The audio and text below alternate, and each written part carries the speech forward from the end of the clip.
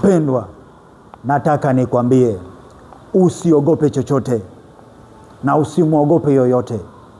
Ngoja nikwambie, kuna watu wanaogopa mpaka wanatia huruma.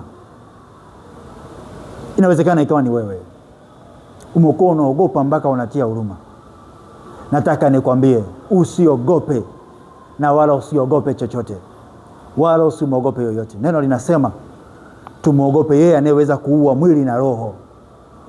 Kwa maana yake usimwogope mtu mwenye uwezo hata wa kuua mwili. Nataka nikwambie kuanzia leo, acha kuogopa. Kuogopa kumekufanya usifikie ndoto zako. Kuogopa kumekufanya usifanikiwe. Kuogopa kumekufanya uonewe. Acha kuogopa. Nimekuja kukwambia usiogope.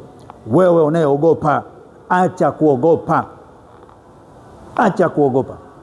Kwa nini unaogopa? Unaogopa nini sasa? Kwani hata kama umeshindwa kuna shida gani? Kwani hata kama umefeli kuna shida gani? Kwani hata kama umekosa kuna shida gani?